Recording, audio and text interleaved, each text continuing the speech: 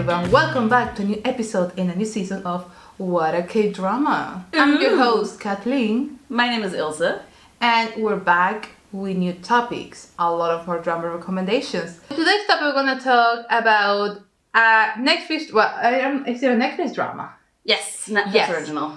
So Netflix is being entertaining people, I'm just saying, and they keep producing incredible shows. They've been putting money in K-dramas. Insane. But you know what? I like it. Honestly, I'm here for it. Give me the content. It's usually quite original. But the thing about Netflix dramas is that they are all very, very different. You know? Oh, 100%. It's kind of insane sometimes, and I kind of like the fact that they do a bit of everything. Like, let's turn this webtoon into a drama, and then let's just make this like scary drama for some reason.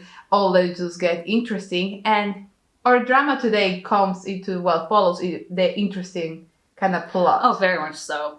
So we watched Move to Heaven together. Yeah. It's a very popular Netflix series. Very popular. Only has 10 episodes. Very short. Sometimes is a win. You know, looking at you, Vincenzo. We're still working on Vincenzo, people. God. Wait for that episode. Hopefully. One day. Potentially. Ever. So Move to Heaven was directed by Kim Sung-ho and written by Yoon Ji-ryun. It was originally based on the essay Things Left Behind by Kim Se-byul, who was a former trauma cleaner. Oh, wow. So I think that's super interesting that you managed to turn an essay, not even like a full book or something, into such an engaging storyline. Honestly, kudos to the writer. Yes, but also with the trauma cleaner concept, there is so many stories that can be told. 100%. I'm kind of surprised that they just made 10 episodes out of that. Because they could have made a lot more. Mm-hmm. You can just get a lot of storylines from anyone out there, you know? Oh, yeah, very much so. Maybe season 2? I'm not a fan of Netflix seasons, if I'm honest. Sometimes I'm fine with them. It's like with Hospital Playlist, I'm in for it because Hospital Playlist is sort of like a warm, healing show. And all the storylines are kind of very human, very organic. Mm. But then you have Love Alarm. I wasn't happy with that. Because I want my closure. Someone's a bit bitter. I am. And yeah, I am. Because I was like, open-ended in season 1, and then season 2 hit me with a different lead. Dudes, what even? You know? What happened to the original lead? He was kind of toxic, so... Oh.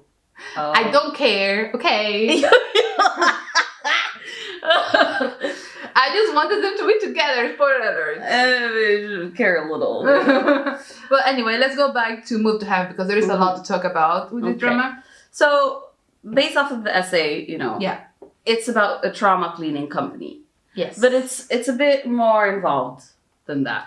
So we start off with Guru, who's portrayed by Tang Jun-sang, who has Asperger's syndrome. Yeah. And his father passes away. And he is of age, but he's not like fully capable to look after himself, like financial wise and stuff. Yeah. So his father kind of arranged his brother, Guru's uncle, to look after him. However, the two brothers didn't really get along very much. Yeah. And they had a lot of history. They hadn't spoken in years. He just came out of jail as well. Yeah. Which... What? I always find it interesting to see that when there's a jail storyline in a drama, either if they want you to like the person... Yeah. They will not give him a bad, like he's actually innocent or he's actually a victim or he, things that he did it but he didn't actually do it, stuff like that. Instead of, you couldn't be... Look, they need leads that are good. Why are you so bitter towards it? I'm just saying, give me some spaz, No, because... good people, like the leads are normally dudes that in some dramas they might have issues, but they normally come from a good place. You know what I mean? Yeah. But I think they need to sell the drama anyways. You need a good character. Like, I'm gonna sell the villain Yes, even if in the dramas you watch, which they are, I'm just saying, not my cup of tea. Mm-hmm. You always, even if it's like completely twisted, there's always going to be the good person that is in the middle of all that evilness. I know. And that's going to be like, your lead. He starts off as a total bad person, but then he actually has a heart of gold. I'm like, just be a bad person. It's fine. It's fiction, you know? That doesn't sound so. You need a good person. Or a person going from bad to good. No. Well, you can have both. Yeah, actually. like a gangster dude, and then like, I don't know, he starts. But you always have someone. like this second character that started off like a good person, but ended up being the evil one. Yeah, and usually they're super interesting. That's the point I'm trying to make. The point is that she didn't like the fact that he was in jail and ended up being a good person. But the dude had his reasons, and yeah. I mean, yes. You have to give him that, okay? Let's go back to the full storyline here. Yeah. So the uncle, is sort of like, how do I say this? He has like a couple of months as a trial period of looking after Guru and like helping with the trauma cleaning business that Guru and his dad started, which is part of the contract. Yeah. He only has to do that for a couple of months before he has access to all the funds of Guru, which is originally his plan, you know, because the sweet mullah, you know. But then, of course, he starts caring and... He also finds out about a lot of things. Mm-hmm. So let's also... There's quite a bit of trauma that needs to be cleaned. Oh my god. Yes. Yeah, sure. Nice link there. I have to give it to you. So smooth, you know. Okay. Anyways, so they start working together. It doesn't always run very smoothly. Like, he's quite finicky, and he's not used to dealing with death and corpses like that, like Guru is, because he's been doing it for a couple of years. So he's, you know. But there's something that I like about him. So keep in mind, Guru's he's Asperger's. Asperger's, yes. Yes. So he has like a different personality, and the dude also needs to learn how to deal with certain episodes. Yeah. So you see the dude doing trauma cleaning that sometimes is not quite smooth. And then having to deal also with Guru's personality and trying to adapt to that as well. Yeah, because, I mean, for people with Asperger's, a lot of times structure is very important. Yes. And then the uncle, Samgu, he has sloppy, messy... No structure whatsoever. His decisions on a whim, you know. It's not like Guru, who's like leaving everything this way and this way. Yeah, and very this way. organized. Yeah. Systematic. Yeah. Samgu's a bit of a mess, man. I mean, the dude just left jail. What did you expect? You know? Kindness.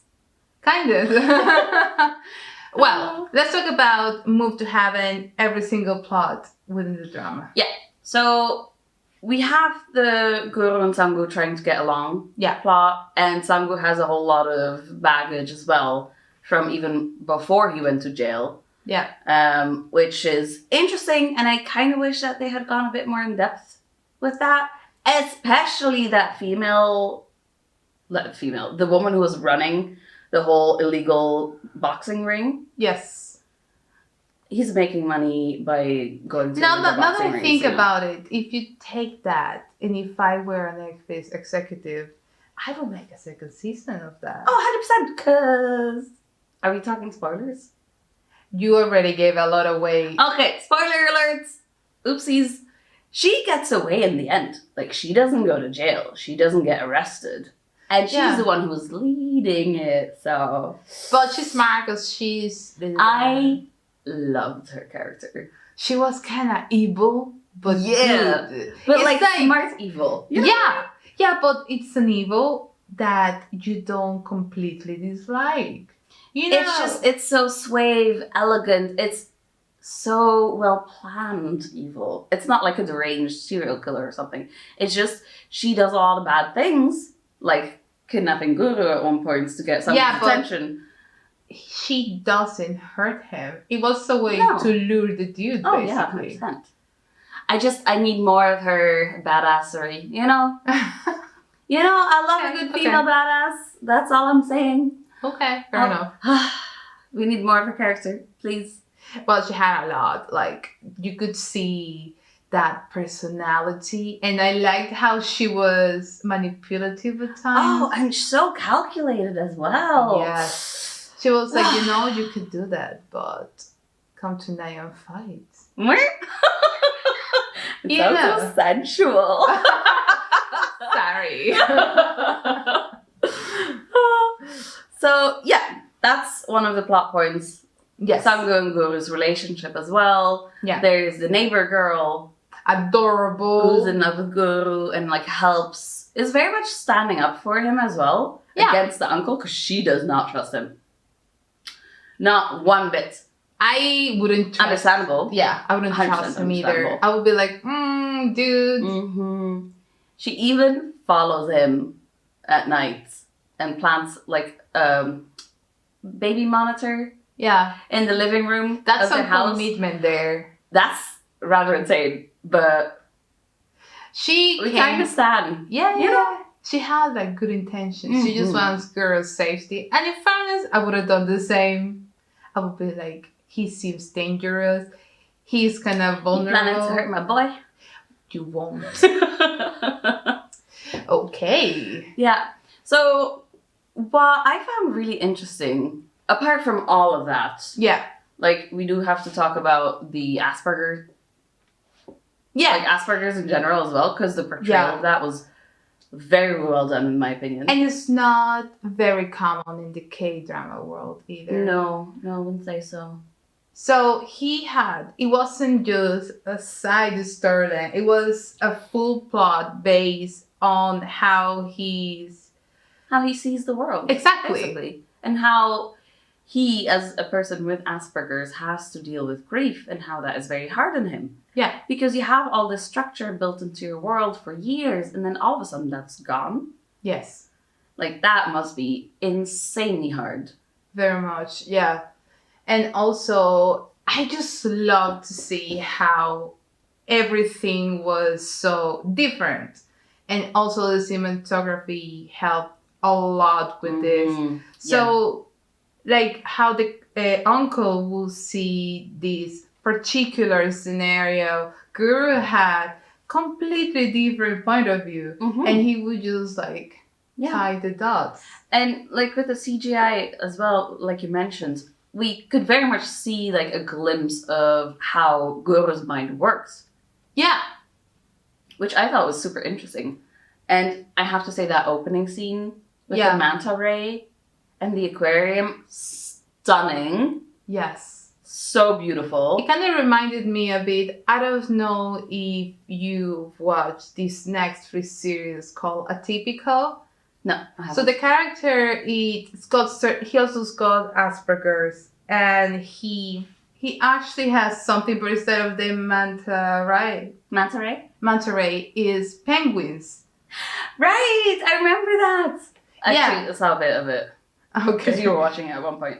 Yeah, so I found that however, completely different storylines. But yeah, I found that quite interesting. It's interesting to see once they have a fixation, how it kind of ties back into like a lot of the things that they do. Yeah. I thought that was very interesting and very well done. And I liked how like even the styling of the drama was like everything was taken into account. Yeah. Very much like It's Okay to Not Be Okay. I did not watch the drama. Yeah, I think one of the characters was on the autism spectrum. Okay. And I remember reading that the stylist, I guess, of the drama was researching particular styles of like people who have autism are on the spectrum, like how they dress. And I remember reading that she put him in a lot of stripes because they like the... How do you say that? Like the evenness? Or... Yeah, I guess. Something like that. The whole structure the pattern? of it. The pattern. Oh my gosh, okay. The whole pattern of it. That's what they liked. And I felt like I could kind of see that as well in Move to Heaven. Okay, interesting. Okay.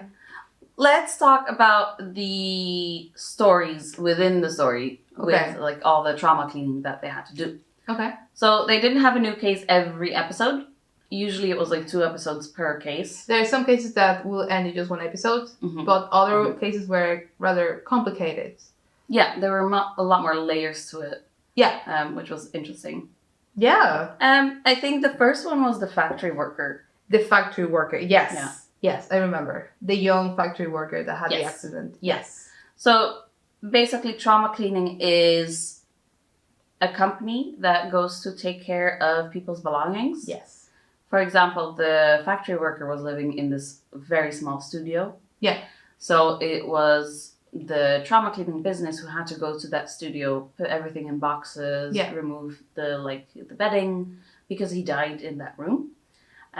So they put all the belongings together. They have this little yellow box. Yeah. Where they put like the most important bits of his life in. Yeah. And with everything that's in that box, they kind of can make a full picture of who the person who passed away is. Yeah. Like with the factory worker, there were a lot of receipts for like food that was in discount because he was trying to save money for his parents. Yeah. Because I think they were deaf. They were deaf. Yeah. And yeah, he was just trying to save a lot of money so that he could give them a better life. Yeah. And through all the bits and pieces in that box, you can kind of make like the full picture of who that person was and the character traits and stuff like that and what was important for them. And then they give that yellow box to the remaining family members. Yeah. Or to someone who they think will care about this person. Exactly. Yeah. Yeah. We also had a case with the granny, actually the granny that died in her bedroom. Mm-hmm. That story was very sad. Super sad, yeah. Very sad. And in the story, I just love how Guru tied every single thing that he could find in that bedroom and basically found the purpose of what the deceased person wanted. Mm. And it was just very wholesome. Also, it was very sad. Very sad because sometimes, you know, the family doesn't care that much. Yeah. Especially if it's like an older person. They're like, you know, we just care about the inheritance. That's it. But yeah, it's just a sad reflection of stuff that happens in real life. Yeah. And I think they did a great job portraying everything. I like that they really touched sensitive topics in each one of the small stories and how the trauma cleaners are more than just cleaners. It's people that care, you know, because I think they both really cared. The father, Guru, and also the uncle starts to care afterwards. Very much, yeah. I think that's a nice character arc that we see throughout the season. Yeah. Is that in the beginning, Sango's like, look, just, you know, throw everything away, who cares? But after a couple of episodes, he starts to be more involved. He starts to think that it's more important. So I thought that was great to see. It is great, yeah, because you see the human side of this dude that was in jail. And he seems like a problematic person. And then he becomes more human as the story develops. Yeah. So that was really good. Yeah. What was your favorite story? My favorite story, must be the Old Couple. Because that story was that was sad. That was very sad, but also I think it had a really good end, and also you get like, because Guru's uncle he was judging these two people. 100%. We should explain that it was a double suicide at the end. Yeah. So it was like this old couple, and they had a really tough life. They just couldn't. Basically, they were becoming. But it was hard for them already to like get basic stuff like survive, food stuff. He had to pay the bills for his wife. And then he found out that he had cancer as well. Yes. So like everything that came together, and that was his final choice that he spoke with the wife about. And then I just found interesting how the policewoman, which we loved her, she was super good.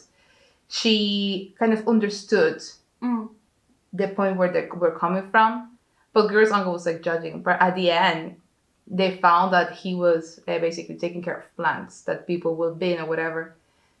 So it was kind of a nice end. And I think that what they wanted to tell people about these stories that you just cannot judge for just what you see. Yeah, It's probably no, more exactly. into it. And also just, I feel like that episode was a very soft, delicate one. Yes. And I, like, especially with the plans at the end and the way that they portrayed, like, the couple's final moments. Yeah, and also the Those characters, things. because they show you how their grandpa had to face, like, he was kind of abused at his workplace by his manager. It was like hard and harsh. And then you see this younger girl trying to look after the grandpa. Yeah, she raised money to get him like an AC, but Yeah. then people in the building complex were like, "Look, no, Yeah. because it's gonna cost us money to, you know." So electricity." you see both sides, Mhm. and I think it was very well played. It was I liked it. I just really liked how they Yeah, portrayed that the was full very story. delicately done. Yeah, and at the end, the stunning garden he had grown. Girl, so jealous. It was beautiful. It was like a greenhouse. It was absolutely stunning, and that's how they had their last moment together, as in seeing their beautiful flowers. Yeah, very wholesome. Very wholesome. And very sad as well. Yeah, and then the other one was probably the BL doctor. They had a little bit of a gay couple there as well, and how they both had like issues, as in personal issues and all of that, and how basically they unfold the truth through the trauma cleaning situation. Yeah, I thought it was very interesting to see in the beginning, like, they suspected that the doctor who had passed away, that he had a partner. Yeah. But they kept looking for women. Yeah. So that's kind of a great way to show, like, heteronormativity. We assume that when a person says that they have a partner, that it's, you know, a hetero relationship. Yeah. But it turned out that he, you know, had a male partner. And yeah, that just was very sad. I like that they did, because the thing is that sometimes you get the dramas and they're very suggestive, but they don't really go into, look, we're in a relationship. It was all all very implicit. But with this one, it was quite straightforward. Like, you know they were a couple. Yeah, 100%. And I thought it was interesting to see as well that the parents of the doctor, even though he was this amazing, great doctor with like a really sweet personality, they homophobic. Yeah, it was very sad as well. Yeah, tragic. Anyway, those two episodes were really well done. I like how also something you don't see in a lot of dramas. And yeah, they touch very sensitive topics in a very smart way, and also leaving a little lesson for viewers, which was really good. It's very cute, actually. Yeah. Yeah. Which one were your favorite episodes? I thought the date crime episode was very interesting. The date, yes. It's scary as well. Yes, very scary. This girl was murdered by her stalker, but the stalker managed to convince the police that he was really in love with her and that they were a loving couple and that nothing was wrong. Yeah. But then Guru kind of finds, what was it? He found like manuals. Yes. I think manuals of things she bought, which seemed quite up because she was a preschool teacher. And she bought, what was it, a security camera? Like a security camera, like a high-tech security camera. Which the police had missed because it was very well hidden. Yeah. And if he hadn't found that manual and managed to put everything together, they would have let the stalker go. Yeah. Even if because the police woman, she knew. She did not like that dude. Yeah, she was like, don't trust. I think that her gut feeling was like, I know you did it. I love a female police officer. But the dude had an alibi and all of that, you know. So, yeah. Yeah. I also really liked the Matthew Green adoption story. That was very sad. Horrible. Heart-wrenching. Yeah. So sad. So basically, Matthew Green was looking for his birth parents. Yeah. Because there was this whole adoption wave. I think it was in like the 80s? Probably 80s, 90s. That they sent a lot of children away for adoption in foreign countries, but not everyone was able to get a valid passport in those countries. Yeah. So Matthew Green was one of those cases where he'd been living in the States. Yeah. They kicked him out. So he had to come back to Korea, even though he didn't speak the language, hadn't been raised there, like didn't know the culture. Yeah. So he was very much struggling. Yeah. Like he couldn't find a proper job. He was in a lot of pain as well. And he was also sick. He had Yeah. like a illness, like a really bad illness. Yeah. So, yeah, he passes away because of that illness. No one finds him for a while because he didn't have any connections apart from like this care worker, the girl from SNSD. Yes, and she was also happens to be the police as well, and the friend. And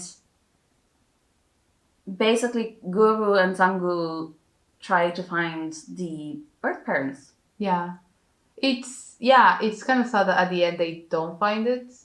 No, but I think they found someone who actually cared. Which I think at that stage of the plot, that meant a lot more than finding your family. You needed to find like all these cases. You just needed someone who really cared about the deceased people. Yeah. And I think that was a lovely end for each one of the storylines, because at the end they found someone that really cared about these people for who they were. Yeah. And it's also, I think it's an interesting concept about like immortality. Like you live as long as someone remembers you. Yes. So I think it's quite nice that in every case there's at least someone who will think about the person who passed away. Yeah. At least like a couple of times. And then they give the belongings to that person. Yeah. Rather than blood family or, whoever. So yeah, overall, the drama was just really sweet. It was really good. It's a very fast watch as well. Like, we watched episodes really fast. Yeah. They will go by quite fast. And we thought it was like half an hour, but they were actually an hour each. And they just went by super fast. That's how engaging this series is. Very much so. And just really well shot as well. A good plot that, goes up. Yeah. And the dialogue as well was very really good characters as well. You either love them or hate them. Quite well rounded as well. Yeah. So would you recommend to our listeners and viewers? Oh, 100%. It's only 10 episodes, so it's like 2 days of watching. Binge watching, better say. One day, if you're up for the challenge. Yeah. But definitely would recommend, because it's really well done. Amazing performances. It is definitely out there as one very particular and very interesting drama. And it's very unique. Very much. Yeah. Very unique. It's got representation. It's got a different views of life and a different interpretation. And I loved it. It was so well done. Yeah. Yeah. So go and watch a good one. Yes. Go check it out. It's on Netflix. Absolutely. We're going to leave the trailer in the comment box below. So check it because it's going to be kind of awesome. Yeah. So yeah. That was it for this episode. I think so, yeah. Yeah. So wait for more. Well, we're going to come up with a lot of more discussions about recent dramas because Netflix is being out there releasing dramas left, right, and center. 100%. Yeah. And we are loving it. Okay. And then, we'll see you next time. Yeah.